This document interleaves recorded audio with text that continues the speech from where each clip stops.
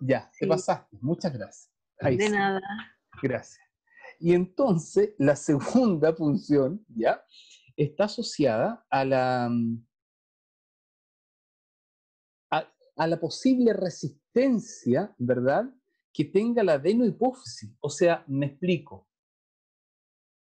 ¿Se acuerdan que cuando la glándula tiroides producía T3 y T4, no voy a usar el marcador esta vez porque me parece que cuando uso el marcador se ocupa mucho recurso y por ahí algo pasa? Entonces, la T3 y T4 tenían un efecto haciendo un loop corto sobre la adenohipófisis. Entonces, ¿se imagina si la adenohipófisis, por ejemplo, es resistente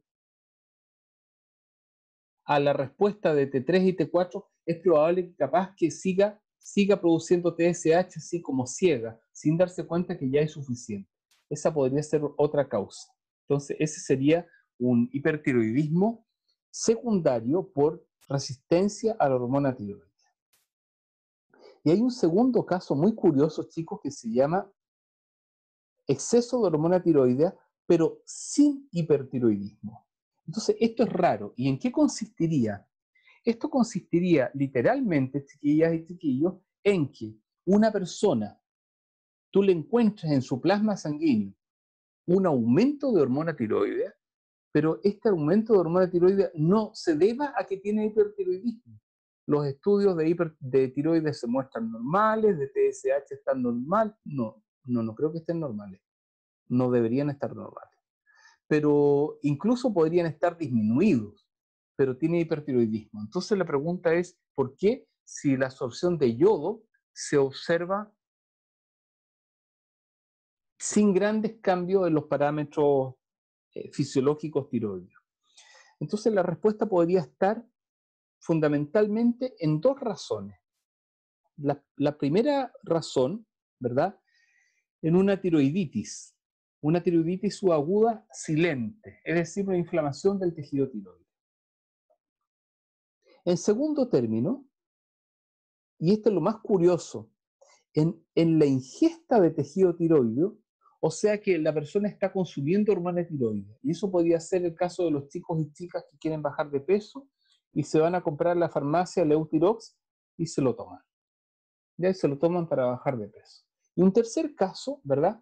Podría ser eh, una alteración de la glándula tiroides, ¿verdad? Debido a quimioterapia o radioterapia o un adenoma tiroideo también podría ser. Entonces, aquí no se trata de una glándula tiroides que en condiciones normales está produciendo más T3 y T4, sino que en una glándula tiroides que no está en condiciones normales, ¿ya? O en una sobreingesta de hormona tiroides. Y aquí voy a presentar solamente no el paper, sino que la tapa del paper, un caso curioso que fue divertido para mí. O sea, no es divertido en absoluto, pero me sonó divertido. Estos eran un grupo de personas que eran campesinos y entonces tenían un incremento de la producción de hormona tiroidea, y entonces ese incremento de hormona tiroidea, no de producción, de hormona tiroidea en el plasma, había sido debida a que ellos consumían corderos y se hacían unas sopas campesinas raras donde agarraban el cuello del cordero y entre ellos la glándula tiroides, partía en el cocimiento. Entonces, como las hormonas tiroideas producen tirosina y como la tiroxina no se degrada con la temperatura, ¿verdad? Entonces, en el fondo, ellos estaban haciendo una sobreingesta de hormonas tiroides sin darse cuenta. Entonces, ellos tenían incrementos de hormona tiroidea sin tener hipertiroidismo. ¿Ya? Era muy interesante el caso. Bueno, casi anecdótico. Hay algunas moléculas, chicos, que bloquean la respuesta tiroidea en general. Todos los agentes prodopaminérgicos que aumentan dopamina bloquean la respuesta tiroidea, y todos los agentes antidopaminérgicos como la clorpromacina, como el haloperidol, que son antipsicóticos que bloquean los receptores de 1, de 2, de 3, de 4 y de 5, podrían también producir una respuesta que incrementa, ¿ya?, la respuesta tiroidea, porque parece que el sistema intenta mantener una especie de homeostasis en el gasto de oxígeno. Entonces nosotros sabemos que los agentes prodopaminérgicos incrementan el gasto de oxígeno, entonces de alguna manera parece que el sistema dice, bueno, reduzcamos la producción de hormona tiroidea. Y al respuesta, y al revés, los fármacos que decrementan el gasto energético, como por ejemplo los antipsicóticos, parece que hacen incrementar por efecto homeostático la respuesta tiroidea. Ya.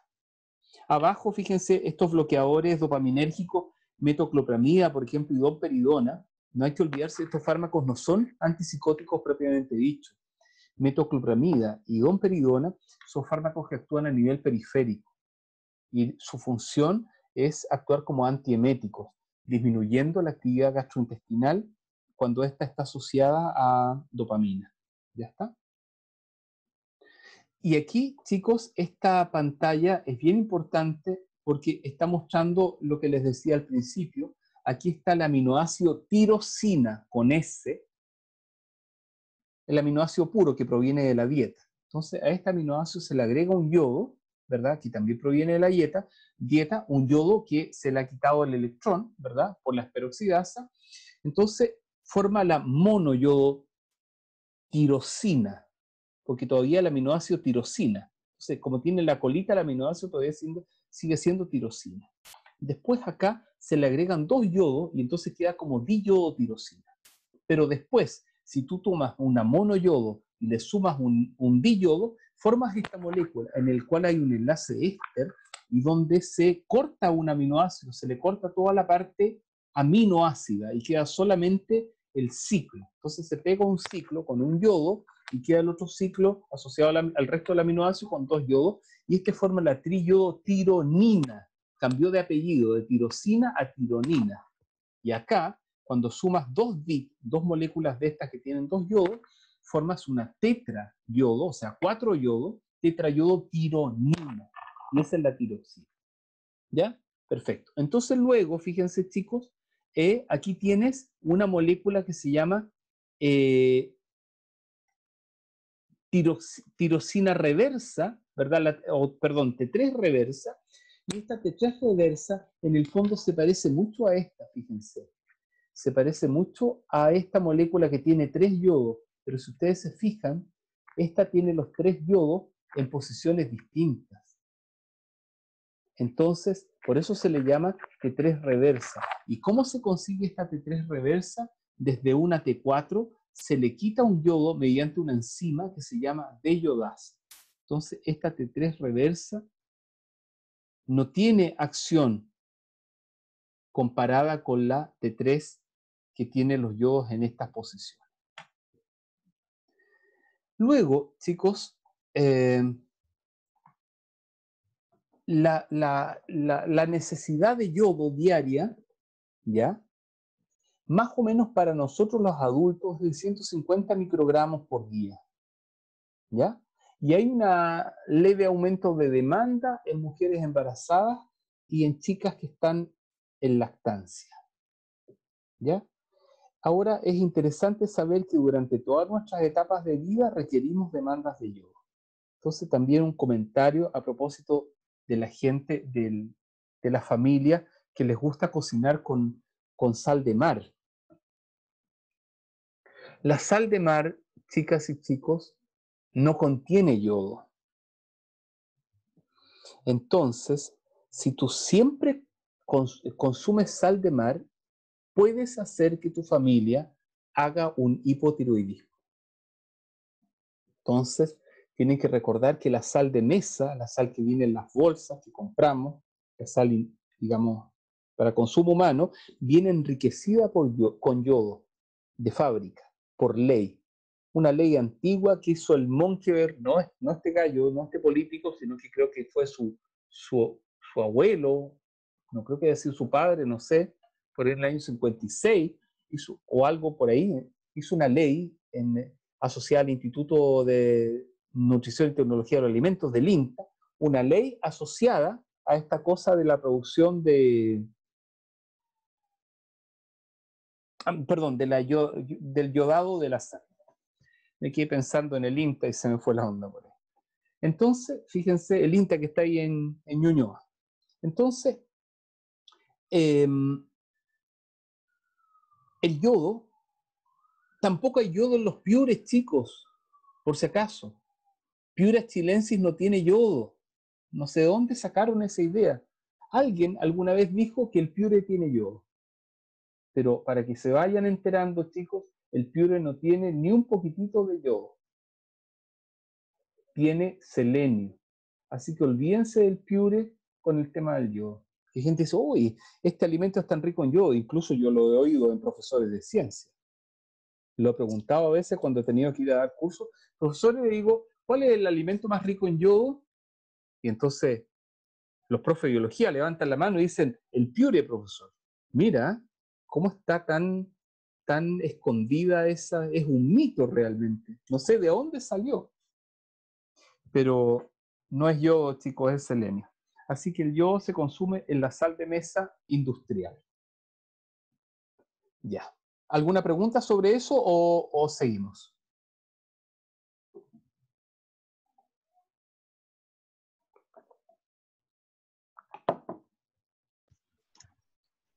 Les apuesto que quedaron para adentro con la cuestión del yodo y el piure. Todos ahora van a decir, Sí. sí, yo también pensaba, yo creía. Incluso a lo mejor hasta en la universidad le han oído los profes decir que el piure tiene yodo. Es un mito, chiquillos, no tiene. Si nos armamos de paciencia, por ahí les busco el paper específico y se los envío. Hablemos ahora del estrés. ¿Ya? En realidad a mí la palabra estrés así en español no me gusta mucho, me gusta más en inglés, estrés. Pero bueno. La palabra estrés no tiene nada que ver en realidad con el estrés. Fue fabricada esa palabra asociada a la contracción muscular hace muchos años atrás, pero después, con el tiempo, empezó a asociarse a esto de lo cual vamos a hablar ahora. Entonces, cuando decimos estrés, vamos a hablar del tema de ahora. Antiguamente estaba asociada a la contracción muscular en una historia totalmente distinta. No sé quiénes fueron los nórdicos, no sé quiénes inventaron esa palabra alguna vez por ahí, hace 40 años atrás quizás. Ya. Entonces, el estrés es una respuesta autónoma, no es una respuesta voluntaria primero que nada. ¿Dónde ocurre el estrés? Ocurre en las regiones centrales o es interpretado en las regiones centrales de nuestro organismo, de nuestra administración del organismo, que es el sistema nervioso. Y este sistema nervioso da curso, ¿verdad?, a una regulación endocrina, ¿verdad? Y esta regulación endocrina, entonces, es la que inicia la producción de hormonas. Entonces, se gatilla un proceso de producción de hormonas desde esta regulación endocrina. Entonces, en ese sentido, ¿verdad? A nivel de adenohipófisis, desde el hipotálamo se fabrica CRH, a nivel de adenohipófisis ACTH, y ese ACTH pasa a la sangre y termina a través de la adenohipófisis en todos nuestros tejidos, pero particularmente en un tejido específico que es la glándula adrenal. Chicos, en inglés se dice glándula adrenal. Aquí en Chilelandia nosotros le decimos glándula suprarrenal. En Bolivia, en general, los países latinos.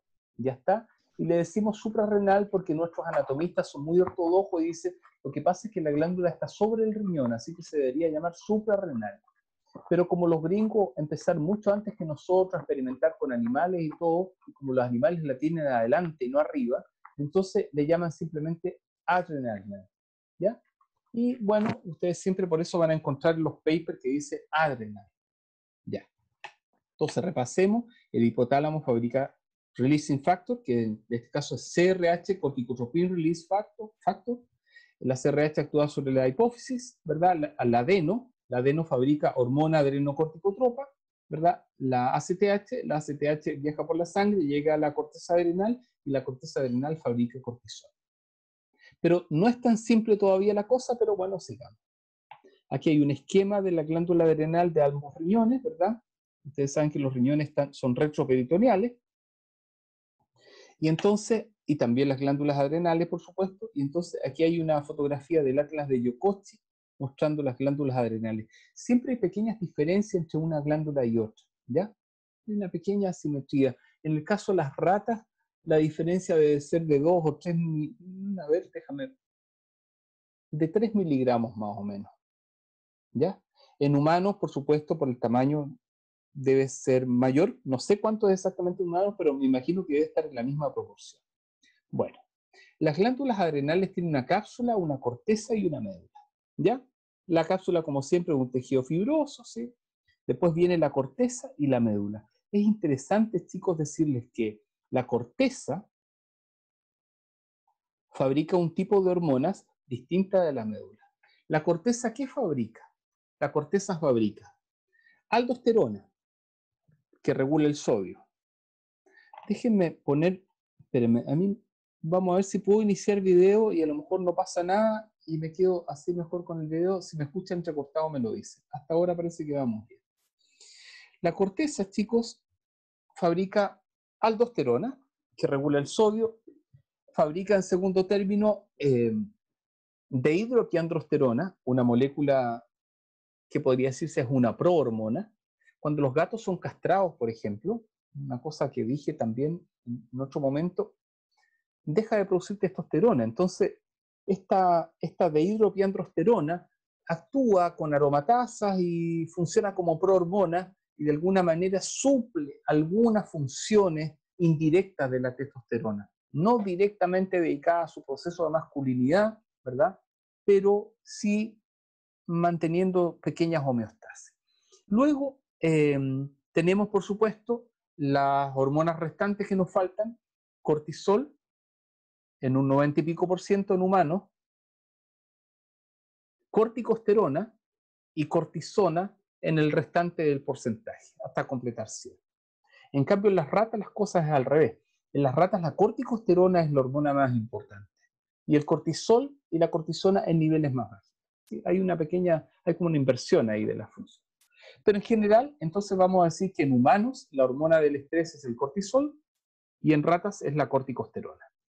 Bueno, pero esta es una fisiología humana fundamentalmente, por eso no me meto mucho yo en otras cosas, en otros bichitos, porque ya sé que ustedes tienen zoología y el profesor ahí, el tremendo profesor que les hace zoología, ¿verdad? Rivero, ¿verdad? Le hace zoología y etología también.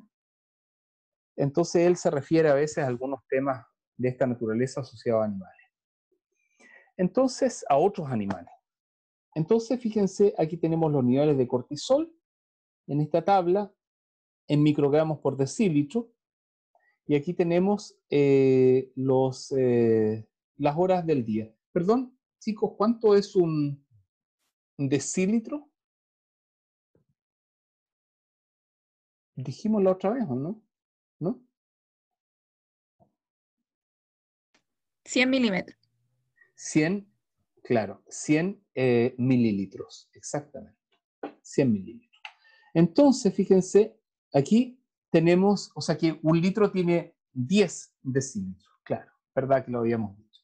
Entonces, fíjense, aquí tenemos los niveles de cortisol a las 10 de la noche, qué sé yo, ponte tú que a las 12 de la noche te acuestas, ahí está el nadir, los niveles más bajos de cortisol. Entonces, el nadir es la parte más baja de una curva. Entonces, después, a medida que empezamos a dormir, qué sé yo, bla, bla, bla, el cortisol va aumentando. De modo que cuando nos levantamos, en un promedio de las 8 horas, eso está calculado así, digamos, promedio, ¿ya? Las personas muestran el pic más alto, se me fue la flecha, ahí, el pic más alto de cortisol. Y a medida que va pasando el día, hay un pic más o menos a mediodía y otro pic como a las 5 de la tarde, pero no es relativamente significativo. En general hay un descenso de la molécula de cortisol.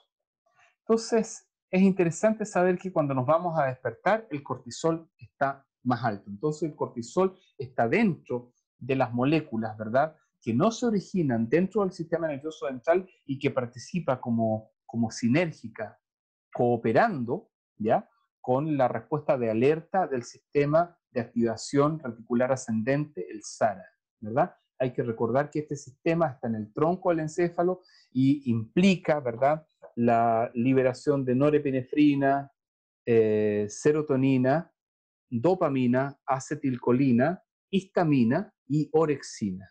Orexina, ¿verdad?, es un neuropéptido importante que estimula el apetito. Ya está. Entonces, de alguna manera hay una sinergia con el cortisol.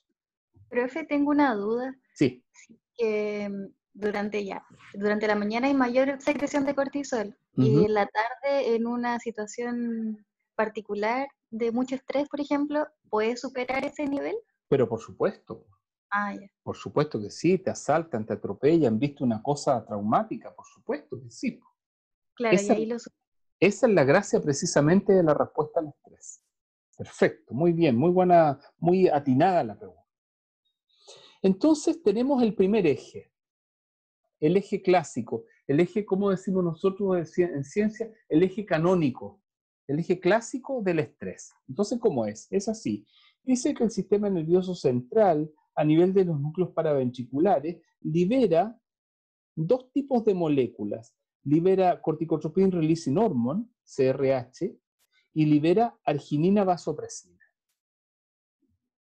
La corticotropin releasing hormone, que es el eje canónico clásico, viaja por el sistema porta-hepático, llega a la adenohipófisis y la adenohipófisis sintetiza otro péptido que se llama ACTH. El ACTH viaja por la sangre, impacta a la corteza adrenal donde hay receptores específicos que fabrican la molécula de cortisol y la liberan mediante una dinámica de aromatasas y toda la macana. Y el cortisol viaja, ¿verdad?, por la sangre, llegando a todos los tejidos del cuerpo y actuando a su vez, haciendo un feedback cortito aquí, o sea, perdón, un feedback más largo aquí en hipotálamo y cortito aquí a nivel de adenohipófisis. Perfecto. Por otra parte, una segunda molécula que se conoce más recientemente en su función del eje del estrés, que es la ABP. Esta es la molécula arginina vasopresina. Arginina vasopresina, estudiantes, es una molécula también llamada ADH, es decir, es la molécula que regula las concentraciones de agua, la pérdida de agua en la orina y asociada a las concentraciones de agua, por supuesto, también a nivel de sangre, de plasma sanguíneo. Entonces resulta que la ABP a su vez está regulada indirectamente por unas regiones ya del núcleo supraóptico. Ya, no quiero meterme en ese tema por ahora, pero quiero decirles que cuando tomas poca agua, se produce ABP para decirle al sistema, oiga, no me tire el agua por la orina, porque tenemos poca agua y el tema encima la está tirando por ahí. Entonces empieza a recuperar el agua en el riñón. Por eso se llama hormona antidiurética. Ya está. Pero entonces, si tú tomas poca agua, se libera entonces esta hormona, y esta hormona también estimula el eje del estrés. ¿Ya? Eso es interesante. Y aquí tenemos todos los estresores centrales del sistema nervioso central. Bueno, entonces en un paper encontré este esquema que me encantó. Yo siempre voy citando, la mayoría de las veces, como los monos no son míos, siempre es ético citar de dónde se sacan las figuras, ¿verdad? Eso deberíamos hacer siempre los profesores, si hablamos tanto de ética y de la macana, ¿ya? Entonces, aquí estamos mostrando, fíjate, el estrés arriba, los estresores clásicos, el duelo, el dolor, qué sé yo, el ejercicio físico. Cuando las personas hacen mucho ejercicio físico durante la semana, también se estresan. Por eso el ejercicio debe ser, por ejemplo, lunes, miércoles y viernes, por decirlo, como esquema. ¿Ya? La ingesta de alimentos, la falta de ingesta de alimentos, por ejemplo, también es un factor importante para que el hipotálamo, a nivel de los núcleos paraventriculares, fabrique CRH. Los gringos también le llaman a veces corticotropin releasing factor, por eso está la F, ¿verdad? Y la ABP. Entonces, esto actúa sobre la adenohipófisis, ¿verdad? Y la adenohipófisis estimula la corteza para que fabrique glucocorticoides. Y este es lo que ya habíamos comentado. De los 2 minutos en adelante, por ejemplo, si tuviste un elemento traumático a las 4 de la tarde, eso hace que tu cortisol aumente, respondiendo de nuevo a tu pregunta. Pero esta es la respuesta más lenta. Hay una respuesta más rápida todavía al estrés rápido. Y esta es la respuesta a través del sistema nervioso simpático. Entonces, no hay que olvidarse, por ejemplo, vas por la calle y a la esquina hay un perro negro ahí que te está ladrando, te da miedo, entonces tú al tiro activas tu sistema simpático. El sistema simpático actúa sobre la médula de la glándula adrenal y ahí en la médula de la glándula adrenal, chicos, hace que se incrementen las catecolaminas, también las encefalinas, esa es otra historia. Y entonces las catecolaminas nos referimos particularmente a epinefrina y norepinefrina. Y entonces esta aumenta la frecuencia cardíaca, la frecuencia y la fuerza cardíaca, qué sé yo, el bombeo periférico, qué sé yo, hace que salga un poquito de glucosa también hacia el plasma sanguíneo y posteriormente como sinergia el cortisol va a hacer lo mismo, solo que el cortisol lo va a hacer a largo plazo. Entonces si te asaltaron, por ejemplo, hoy día tuviste la mala suerte y fue muy traumático para ti, vas a tener 4 o 5 días producción de cortisol y vas a quedar con un poco de estrés postraumático y cada vez que te acuerdes, eso va a seguir produciendo cortisol. Ya está. Y si quedas con un trastorno de pánico, probablemente va a haber una asociación con tu sistema nervioso simpático y eso va a hacer que cada cierto tiempo tengas un aumento brutal de catecolamina, norepinefrina, y eso va a provocar esta respuesta panicosa con la sensación de muerte, la respiración rápida, la sensación de ahogo, y eso va a durar más o menos entre 9 y 12 minutos máximo. Y eso va a ser una clásica crisis de pánico. Entonces te van a dar paroxetina, ¿verdad? Y probablemente clonazepam durante las noches, y eso en un tratamiento de 6 meses va a producir una disminución de la respuesta sináptica que provocó ese sello de la respuesta traumática. Ya. Bueno, entonces dentro de los estresores clásicos, un poco lo que habíamos dicho, el frío, el hambre, el calor, la actividad física, el duelo psíquico. A pesar de que, fíjense, aquí quiero hacer un comentario a propósito del duelo. El DSM-4, ¿verdad? Planteaba el estrés, perdón, la depresión reactiva como un elemento de estrés, asociado al duelo particularmente, pensando que el estrés produce efectivamente la liberación crónica durante más de 30 días de cortisol y eso inducía depresión. Pero en el DSM-5 se sacó esa estructura, entendiendo que el duelo es una respuesta natural de los sujetos humanos y por lo tanto quedó un poco distinta la forma de entender la depresión en el DSM-5. ¿Ya? Entendiendo el DSM-5 como el libro de psiquiatría, digamos, que clasifica todas las enfermedades mentales conocidas hasta hoy día.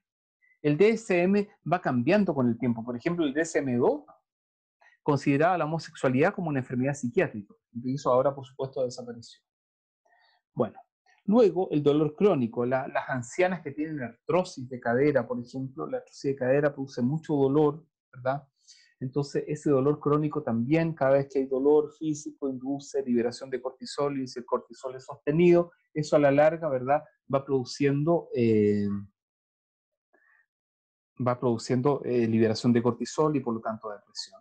La sed, ya lo vimos por la vía del ABP también, carencia de descanso, insomnio, una lesión grave o amenaza de muerte, como el caso de haber sido asaltado, o enterarse de hechos que le ocurrieron a familiares o amigos cercanos. Por ejemplo, si tu vecino se murió de COVID o si tu tía murió de COVID, eso puede ser traumático para ti e inducir una respuesta estresora. Yo había hecho una asociación así básica de 2 tipos de estrés, chicos. Un estrés agudo y un estrés crónico, ¿ya? Fundamentalmente para hablar, sé que voy a usar palabras vulgares y espero que me las disculpen, ¿ya? Diciendo un poco como un estrés bueno y un estrés malo. Y son vulgares porque es como hablar del colesterol bueno y el colesterol malo, siempre esas expresiones así son erróneas y pueden, desde el punto de vista de la didáctica, marcar cosas que no son adecuadas a veces. Entonces, al estrés bueno, entre comillas, ¿verdad?, es el estrés de corto plazo, o sea, un estrés que dura 4 o 5 días. ¿Y por qué es bueno? Porque el aumento del cortisol durante 4 a 5 días genera una mejora, fíjate, en el sprouting neuronal, en la conectividad neuronal, sobre todo de las cortezas prefrontales, de la corteza prefrontal dorsolateral, por ejemplo. Estas regiones, prefrontal y dorsolateral, hacen que el cerebro se haga más clever, se haga más concentrado, tenga mejor foco atencional, tenga mejores funciones ejecutivas, chicos. Entendiendo las funciones ejecutivas como memoria a corto plazo, memoria de trabajo, que son 2 cosas distintas, atención y cognición. Esas como las 4 más importantes funciones ejecutivas del cerebro. Se llaman funciones ejecutivas porque permiten la ejecución de tareas en los sujetos. En cambio, el estrés a largo plazo, en las ratas de 15 días para adelante, en los humanos también de 12 hasta de 12, 20 días, dependiendo un poco de la resiliencia de cada sujeto, 30 días en algunos casos para adelante, producen, este estrés sostenido en el tiempo produce depresión. Y entonces por eso es importante, cuando el duelo es muy complicado, cuando el sujeto tiene una enfermedad crónica, tratarlo a veces con antidepresivos, con alguna molécula que pueda de alguna manera hacer que haya menos impacto de este cortisol sostenido en el tiempo. Porque la depresión a la larga y el cortisol sostenido en el tiempo producen, entre otras cosas, una disminución de la respuesta inmunitaria, y eso podría ser fatal en determinadas enfermedades. Por otra parte, el estrés, ¿verdad? Indudablemente está asociado a los ciclos de producción gonadal, ovárico, por ejemplo. El estrés también está asociado, ¿verdad?, a la regulación del sodio en el riñón, y está asociado también a las glándulas adrenales. Así que todo este paquete, glándula adrenal y riñón, van en una sola colada con el estrés. Porque resulta que el cortisol se parece a la aldosterona, entonces como que se pega a los bolsillos, a los receptores de aldosterona, y ahí empieza a recuperar sodio el riñón. Por eso el cortisol y el estrés son hipertensores, ¿ya? Luego el estrés y el cortisol y este mecanismo de aumento del cortisol también actúan como elementos, podríamos decir, epigenéticos, porque resulta que ustedes saben que la expresión, ¿verdad? La copia de un DNA o un RNA, este RNA no se forma gen a gen, digamos, así como una copia directa del DNA, sino que se forma este RNA inmaduro y luego este RNA madura. Entonces ocurre este fenómeno que llamamos splicing alternativo. Entonces se van mezclando pedacitos, van saliendo trozos de RNA formados, se van formando nuevos RNA, y entonces, y RNA interferente, ahora una cuestión nueva, que es toda una historia. Y entonces la expresión de los genes va a depender un poco de estos factores medioambientales, y por ahí viene el tema de la epigenética y tal, y qué sé yo, que está de moda también. Por eso hablamos de nature and nurture, o sea, naturaleza y crianza. Una cosa es el paquete genético que trae, y otra cosa es la crianza que tiene. Entonces la crianza puede afectar notablemente la expresión de este paquete genético. Muy bien. Sigamos adelante. A nivel cardiovascular, ya lo hemos discutido sobradamente, digamos, ya los niveles de norepinefrina, etcétera, la hipertensión, la regulación del sodio, qué sé yo. A nivel gastrointestinal, fundamentalmente porque el cortisol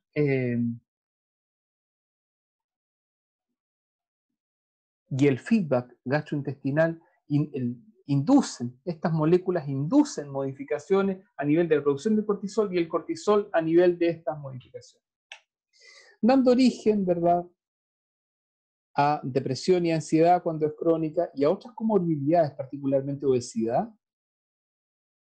Si hay obesidad, normalmente hay diabetes tipo 2, no tipo 1, porque recuerden que la diabetes tipo 1 es la falla de las células beta de las islotes de Langerhans para producir insulina, y la diabetes tipo 2, ¿verdad?, es la resistencia a la insulina, ¿ya? Aunque hay insulina que el páncreas produzca, entonces como tú estás comiendo todo el día como chancho, qué sé yo, a cada rato un caramelo, un pancito, un pedazo de queque, la torta, no sé qué, la macana, entonces todo el tiempo tiene que el páncreas producir insulina, las células se hacen insensibles a la insulina y te da la diabetes tipo 2, y te da la obesidad, obviamente. Y luego, ¿verdad?, enfermedad cardiovascular. Bueno, entonces ahora, desde otra perspectiva, por eso yo les decía, como en bueno y en malo, pero en una perspectiva hilando más fino, nosotros podemos entender, ¿verdad?, que el cortisol tiene algunas funciones en otra categoría de estrés más fina sobre ciertas funciones, como por ejemplo el hipocampo. Entonces, hablemos un poquito de hipocampo en forma breve. El hipocampo, ¿verdad?, es un cuerno así, un cuerno que termina en una estructura que son los cuerpos mamilares, y hay un hipocampo por cada lado en el cerebro, ¿verdad? Y ese hipocampo, en el fondo, se forma por un pliegue de la corteza, ¿verdad?, temporal hacia el interior. Y ahí, entonces, en cada corteza temporal hacia el interior está la estructura hipocampal. Entonces, esta estructura hipocampal, ahora este dedo, que es el hipocampo, tiene adelante, ¿verdad?, una estructura chiquitita que es la amígdala. Entonces, esta amígdala cerebral envía una circuitería al hipocampo y entonces ahí constituye la llamada memoria episódica.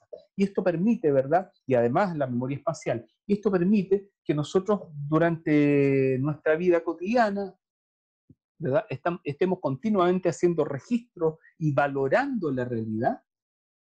Y esta valoración de la realidad que ocurre en nuestras cortezas prefrontales, en la amígdala, se transforma como si esto es positivo o negativo. Acuérdate cuando esto fue positivo, acuérdate cuando esto fue negativo, y el hipocampo lleva esa información hacia otras cortezas de asociación, probablemente cortezas parietales fundamentalmente, y algunas parietales posteriores asociadas a las cortezas visuales, etcétera, con el objeto de generar estos acúmulos de memoria, ¿verdad?, declarativa, pero asociada a la memoria episódica, distinta a las memorias semánticas, por ejemplo.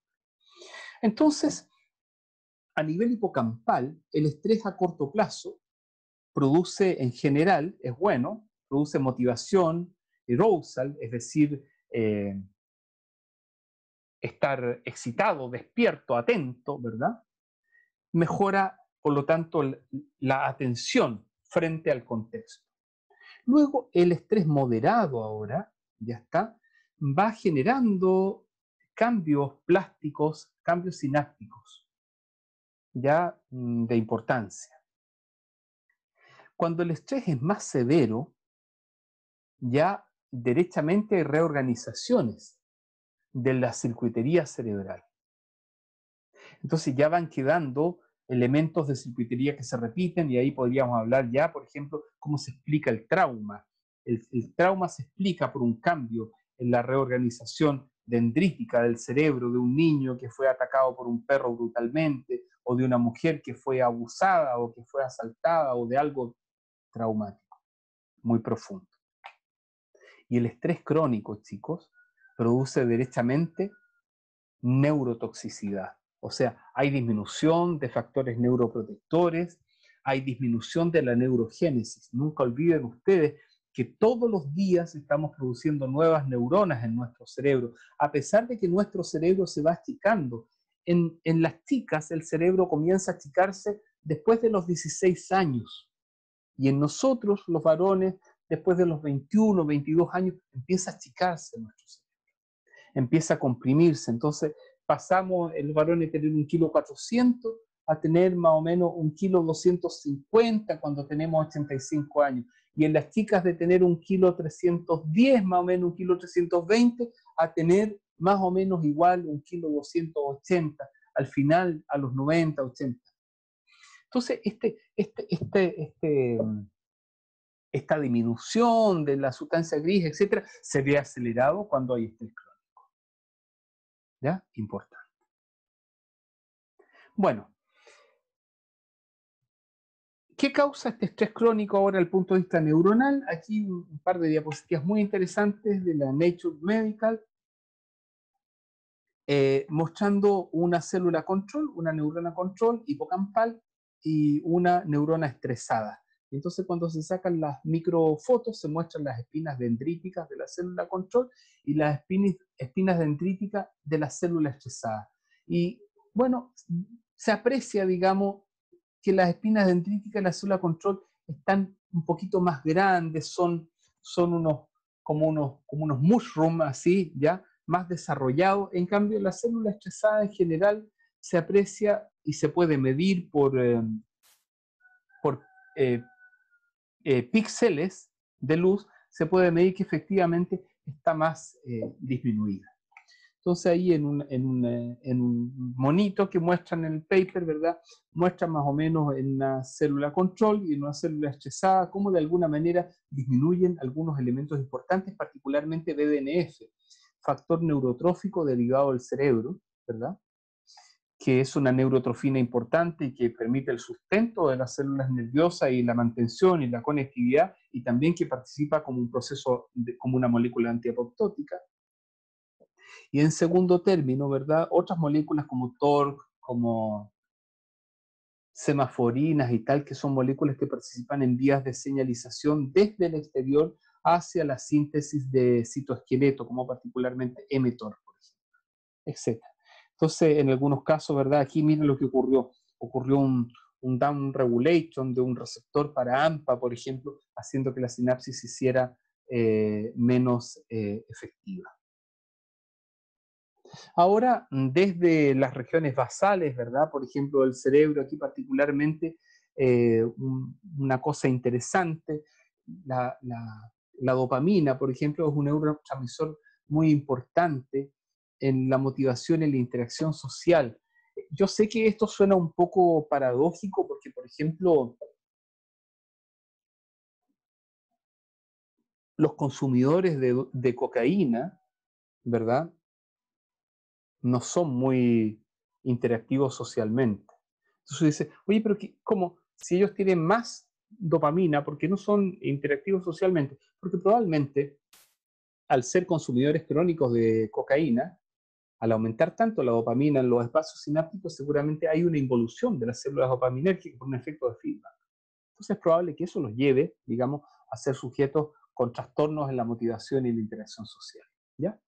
Entonces, pero particularmente el estrés, ¿verdad? Genera también un efecto sobre las células dopaminérgicas, provocando en general una disminución de la transmisión dopaminérgica. Ya está.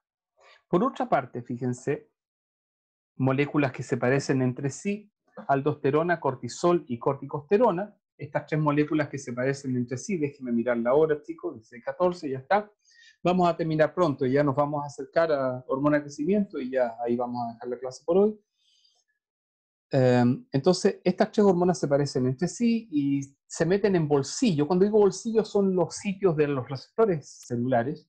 Se meten en bolsillos parecidos y tienen efectos genómicos que afectan la transcripción proteica por una vía, que es una vía lenta, y también tienen respuestas, ¿verdad?, en la transcripción, ¿verdad?, que se llaman no genómicos, que son más rápidos, y que implican la fosforilación de ciertas proteínas, como las yanquinasas, las SARC, las ERK.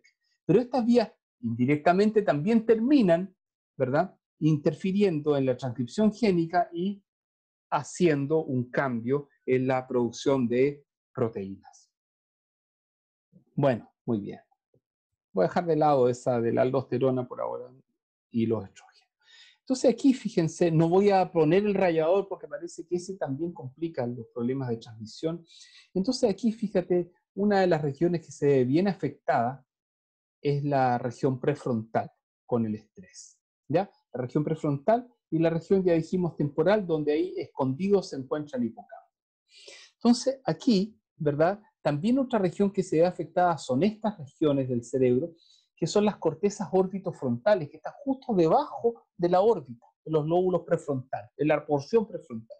Y esta corteza órbitofrontal, chicos, que está ubicada en esta región, es la corteza asociada al control inhibitorio. Entonces, de alguna manera, los sujetos que tienen trastornos por estrés crónico podrían eventualmente tener también modificaciones en la conducta de control inhibitorio, por lo tanto, violentarse, tener dificultades para el control inhibitorio frente a estímulos violentos, o sea, frente a respuestas violentas, etc. ¿Ya?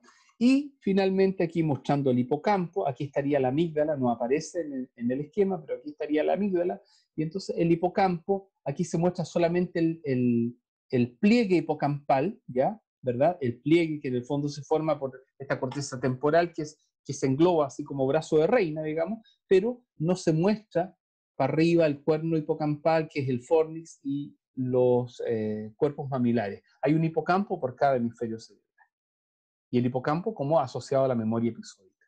Y esta última porción, chicos, que muestra aquí en este esquema, esta corteza que está aquí escondida inmediatamente debajo de la porción ventricular, y esta corteza escondida sin duda es el giro cingulado. Entonces, si esta es la corteza prefrontal, este es el giro cingulado anterior. El giro cingulado anterior se divide fundamentalmente en dos regiones, un giro cingulado dorsal y un giro cingulado ventral. Entonces, este giro cingulado, chicos, el dorsal está más asociado hacia la cognición y el ventral está más asociado hacia la emoción. pero este giro cingulado, que está tan cerca de la corteza prefrontal, conversa con esta corteza prefrontal y participa fuertemente, entre otras cosas, en la toma de decisiones. Entonces, esto también, de alguna manera, esta circuitería parece verse afectada por el exceso sostenido de cortisol. Y por lo tanto, podría implicar quizás alteraciones en los sujetos en procesos tan sencillos como son la toma de decisiones en el cotidiano. Entonces, sumando y restando, ¿verdad?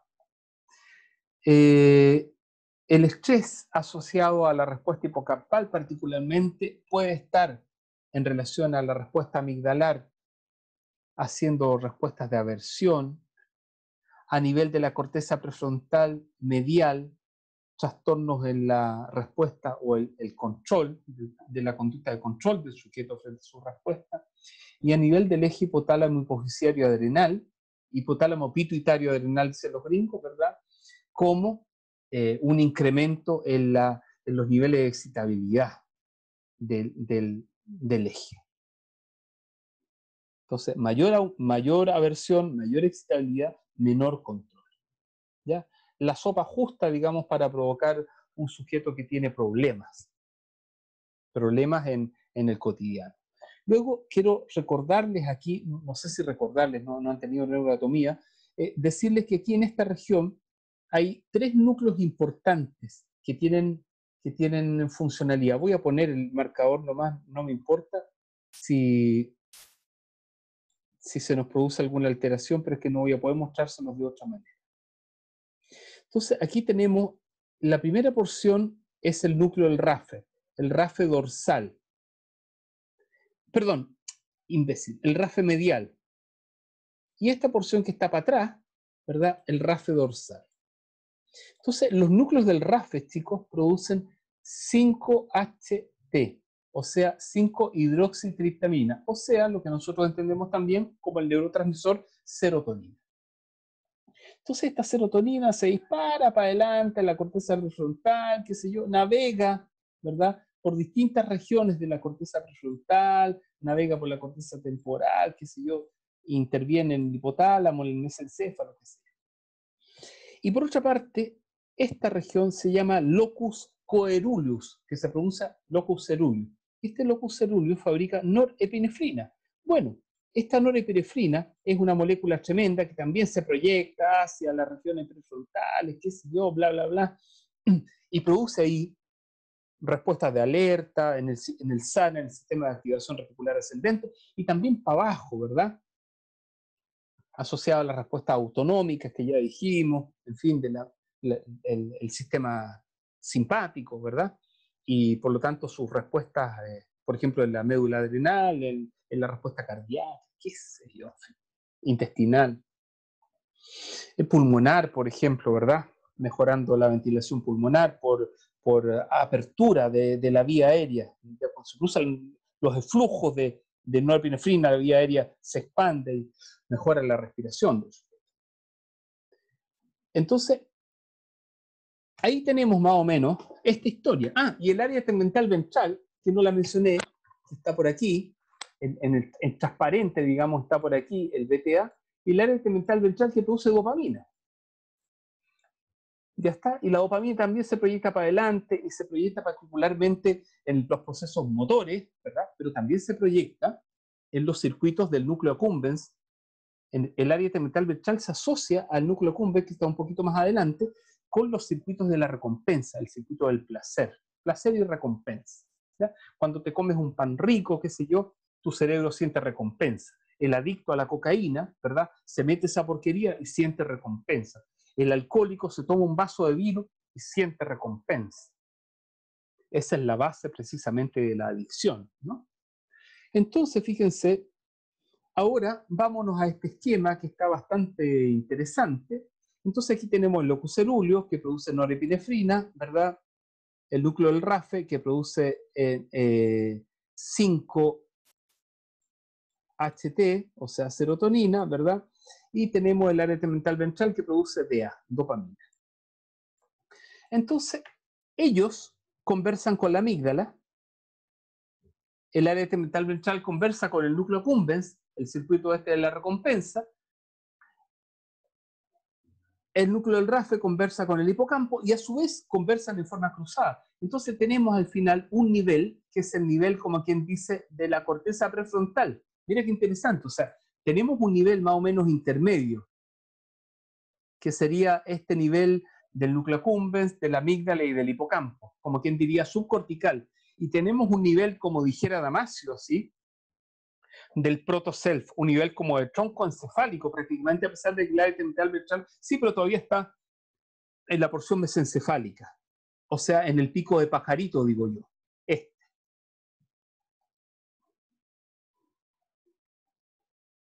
Donde tenemos bulbo raquídeo, ¿verdad? Donde tenemos protuberancia y tenemos aquí la región mesencefálica. Entonces, tenemos esta región, ¿verdad?, ya más basal, de tronco encefálico, el pico de pajarito, el proto-self. Esta región intermedia, ¿verdad?, como subcortical, y ya esta región prefrontal, o sea, totalmente neocorteza evolutiva. Entonces, al final entendemos cómo toda esta circuitería influye sobre la corteza órbito-frontal asociada al control inhibitorio, sobre la corteza, ¿verdad?, de la circuitería, de la corteza cingulada anterior cingulate córtex, ¿verdad?, y la corteza prefrontal dorsolateral, donde están los procesos cognitivos. Entonces, al fin y al cabo, el estrés y la modulación de estos circuitos cruzados generan cambios efectivos en la respuesta del sujeto. Por último, para la respuesta al estrés, entonces, finalmente, los estresores tempranos, ¿verdad?, y la vulnerabilidad genética puede llevar a modificaciones, por una parte, en el fenotipo del sistema nervioso central, ¿verdad? Por otra parte, una vulnerabilidad cognitiva, por ejemplo, el apego, la alteración del apego podría provocar vulnerabilidad cognitiva en los sujetos, en las ratas, por ejemplo, lo hace. En los humanos también, los chicos y chicas, por ejemplo, que han tenido un destete temprano, que no han tenido teta materna y que han sido abandonados, que han sido criados en forma artificial, que han tenido varios padres que son del cename, qué sé yo. De alguna manera, ¿verdad?, esa cronicidad de estrés, esa inestabilidad, esa falta de apego sostenido, lleva a alteraciones en las regulaciones de los ejes centrales de endocrino, y eso genera sin duda vulnerabilidades moleculares, vulnerabilidades emocionales, que pueden inducir, entre otras cosas, a respuestas depresivas, a respuestas ansiosas, lo que podría explicar en cierta manera ciertos orígenes neurofisiológicos de la criminalidad en estos chicos. Entonces, claro, nosotros nos enojamos con ellos y aplaudimos cuando un sujeto le dispara a un delincuente, a un cabro, qué sé yo, pero hay que entender que detrás de esa historia delincuencial hay una historia neurobiológica, endocrinológica asociada.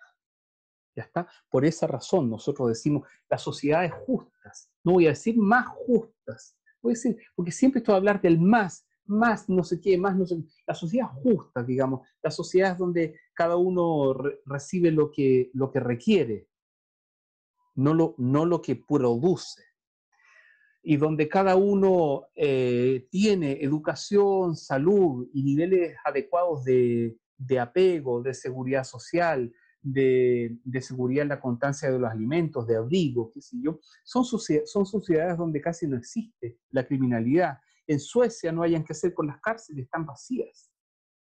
De vez en vez, un sujeto probablemente de otra nacionalidad comete un asesinato grave, una violación, y se meten en esas cárceles, pero esas cárceles son verdaderos sistemas de hotelería perfectos y no tienen presos, prácticamente no tienen guardias, claro, no necesitan, precisamente porque los orígenes de estos procesos de criminalidad en los sujetos surgen de pobres etapas de neurodesarrollo en las edades tempranas. Mira qué interesante también este análisis. Los políticos, por supuesto, no tienen idea de estas cosas. Además, los políticos están dentro de los grupos delincuenciales, digamos. Probablemente producto de las mismas carencias en las primeras etapas de la vida. Bueno, entonces, nada, esto simplemente para mostrarles que el cortisol, ¿verdad? El incremento del cortisol se asocia, similar a la aldosterona, y es un prohipertensivo. Ustedes pueden revisar también que hay otros aspectos asociados a la hipertensión, como son el eje angiotensinógeno, angiotensina 1 y angiotensina 2, que yo en realidad lo veo en fisiología renal. ¿Ya? Bien, ahora como elemento patológico, solamente una cosa como comentario. El cortisol o sus derivados como prednisona, por ejemplo, se utilizan a veces para tratar enfermedades autoinmunitarias. Por ejemplo, en un lupus se le coloca a la persona prednisona para que la persona disminuya su respuesta inmunitaria y deje de producir inmunoglobulinas, por ejemplo. En otros casos, ¿verdad? Esto lleva a serios efectos secundarios, ¿ya? Disminución del sistema inmunitario, pero también otras alteraciones, cambios en la respuesta cognitiva, alteraciones de la memoria a corto plazo, de la memoria episódica, bla, bla, bla, bla, bla. ¿Ya? Muerte neuronal, etc. Hay dos enfermedades, fíjense, que son modelos clásicos asociados al cortisol. El síndrome de Cushing, el cortisol para arriba, y el síndrome de Addison, el cortisol para abajo. Cushing para arriba, Addison para abajo. Vamos al Cushing. También se le llama hipercortisolismo. El síndrome de Cushing se trata de sujetos que en general son personas, si son chicas son peludas, son obesos, tienen ganancia de peso corporal, son hipertensos. Si son chicas tienen amenorrea, tienen irregularidad menstrual, tienen decremento del apetito sexual, ¿ya? Y en general, fíjense ustedes, tienen trastornos neuropsiquiátricos, ¿verdad? La habilidad emocional, así, distimias, van de un día bien a un día mal, qué sé yo, trastornos depresivos o similares a la depresión, trastornos de memoria, decremento del flujo atencional. Digo flujo porque la atención es un verdadero flujo prefrontal de circuitería, ¿verdad? Decremento de la concentración, incapacidad para recordar cosas significativas dentro de un contexto, qué sé yo. No hay priming, no hay, tú le dices un listado de palabras y luego le repites las palabras que dijiste, no hay capacidad de hacer asociación con las palabras que aparecieron antes respecto de las que aparecieron después, qué sé yo. Falla la tolerancia a la glucosa y por lo tanto probablemente una diabetes tipo 2 fundamentalmente, ¿ya? Estas personas a su vez, fíjense, de nuevo con la misma diapito, hacen por supuesto cuadros de hipertensión por la misma causa, ¿ya? Bueno, esta quedó inserta aquí, ya está en otra parte, pero la voy a aprovechar de mencionar el tiro, porque resulta que los niveles de cortisol comienzan antes de nacer, pero ya en el canal del parto, en el proceso de nacimiento, ya el dolor que produce el nacimiento, la deformación del cráneo, el apriete de las clavículas y toda esta macana del canal del parto, ya inducen un alza del cortisol. Entonces, los recién nacidos por canal del parto siempre tienen más cortisol que los recién nacidos por cesárea. Esto no es menor, ¿eh? De alguna manera esta deformación osteoarticular prepara al sujeto con un pic de cortisol que de alguna forma tiene que tener alguna respuesta en la plasticidad neural en las primeras etapas de vida, cosa que todavía no está estudiada del todo, porque habría que hacer estudios muy invasivos, o habría que someter a las criaturas a resonancia magnética inmediatamente después de nacer, eso significaría separarlas de la madre, y eso significaría alterar el apego, y eso sería antiético. Pero en general, fíjense ustedes, los recién nacidos tienen un promedio de cortisol por aquí, digamos, y después ese promedio va bajando y va estabilizándose en el tiempo. Ya está. Esta diapo solamente para decirles que hay algunas moléculas que alteran la síntesis de cortisol, fundamentalmente alterando, chicos, las aromatasas, las moléculas que inducen la síntesis molecular del cortisol. Y dentro de ellas una molécula conocida por todas, el ketoconazol.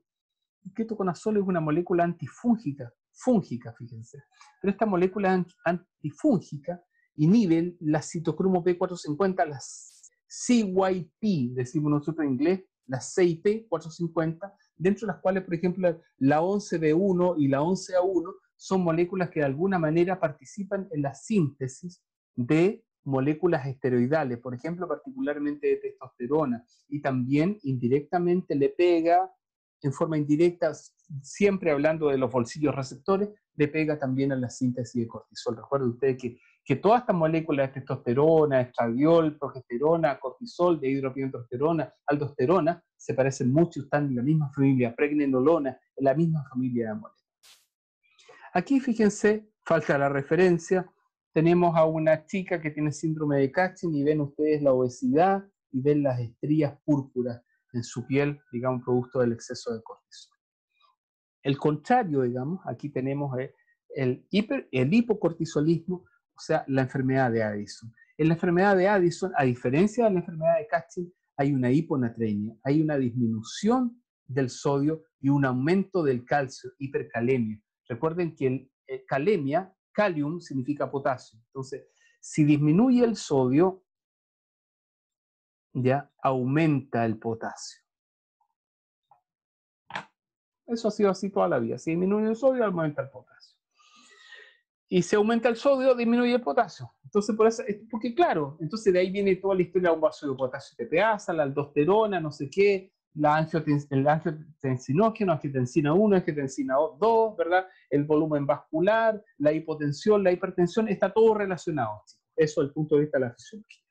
Es todo un paquete. Entonces, aquí tenemos, ¿verdad?, un sujeto con hipocortisolismo, con Addison. Ustedes ven un cambio dramático, un oscurecimiento de la piel, fundamentalmente por la hormona adrenocorticotropina y por las beta-lipotropinas también que están asociadas a otro paquete de hormonas, chicos, que se llaman las alfa, beta y gamma MSH. Las MSH son la hormona melanocitoestimulante que se fabrica en la hipófisis intermedia, de la cual nunca hablamos. Bueno, aquí cobran alguna relevancia. No tiene mucha importancia, estoy simplemente explicando algunas cosas generales, digamos, ¿ya? Entonces, en Addison, por ejemplo, se ve pérdida de masa muscular, pérdida de masa grasa dramática, ¿verdad? Aparecen ciertas manchas de vitíligo asociadas precisamente a estas alteraciones de MSH y de beta-lipotropina que también son producidas en la hipófisis intermedia a propósito de esta disminución en el cortisol. Lo que pasa es que la hormona adrenocorticotropina se cliva a partir de una gran proteína que se llama, que se llama POMC,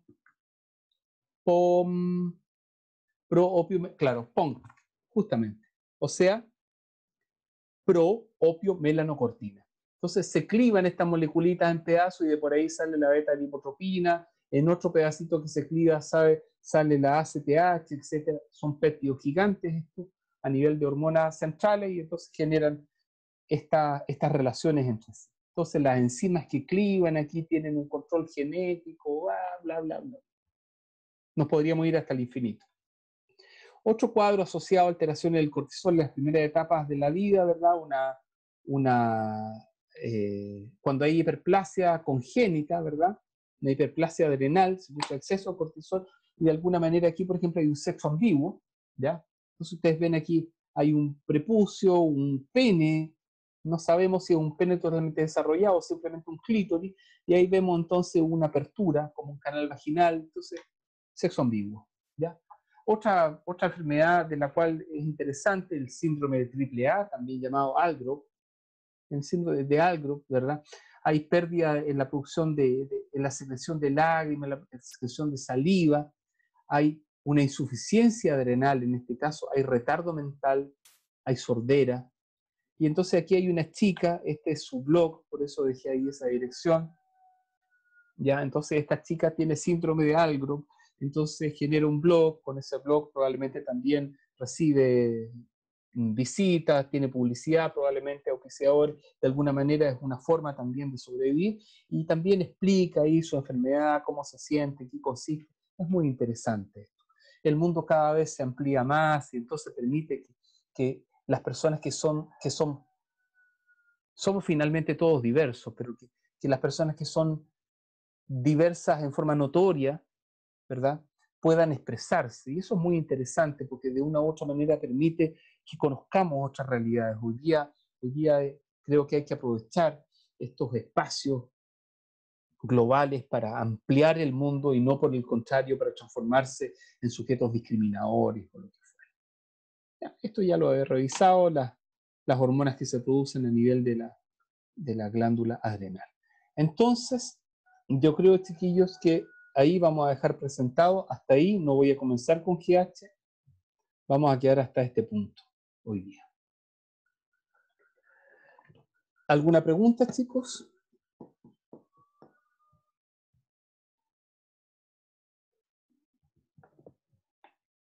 Yo he hablado todo el rato, ustedes no han dicho nada. Me imagino que me van entendiendo, son biólogos además. Tienen muchas ventajas respecto de otros compañeros que estudian otras carreras, porque han tenido muchos más ramos de especialización. Probablemente por eso preguntan menos también.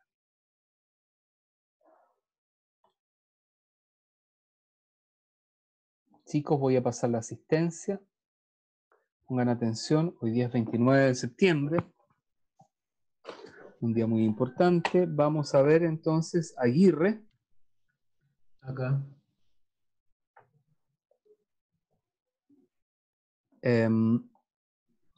Báez. Cáceres. Presente. Contreras.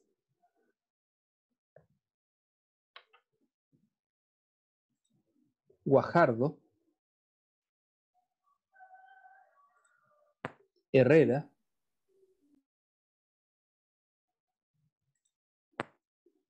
Uset. Acá, profe. Jofré. Acá presente. Ya, muy bien, Jofré. Mánquez. Presente, profe. Bien. Marillanca. Olmedo. Profe, Olmedo se congeló la carrera. Mentira. ¿Y por qué? ¿Por qué hizo eso? No sé. Pucha, qué lástima. Ya, hija, muchas gracias. Ya, Pailamilla. Yo, presente. Ya está. Hoy tú tienes una voz tan parecida, Alison, tan parecida a una estudiante de la Santo Tomás, que si ustedes dos me hablaran en distintos momentos, a ciegas, yo no Pensaría podría, que... yo no podría distinguir. Oye, pero es que Alison es impresionante, y aquí te voy a decir una segunda coincidencia. Su segundo nombre también es Alison. ¿De verdad? Sí, te lo juro. Por mi madre te lo juro.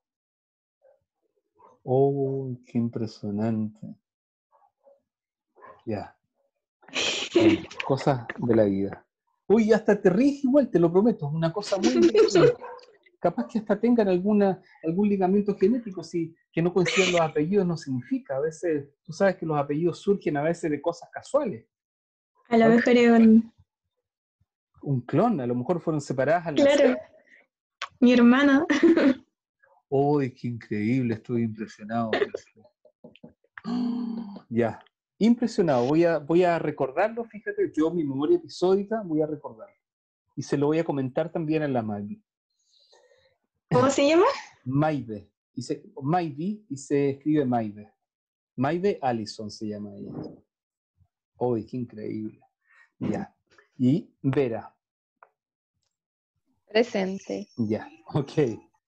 Bueno, ¿hay alguna persona de terapia hoy día con nosotros? No, nadie. Los chicos de terapia, después de esa conversación que tuvimos en la mañana, ahora me van a odiar para siempre. Ya. Chicos, recuerden ustedes que el día 20 de octubre tienen su primera integral. ¿Sí? Y recuerden que la próxima semana, 6 de octubre, es semana normal, que el 13 tienen ustedes esa cosa que le llaman feedback, que no sé qué cuerno es eso que se inventaron. ¿Ya? Yo le llamaría vacaciones, ustedes le llaman feedback. No sé, retroalimentación. ¿Qué es eso? ¿Me lo pueden explicar?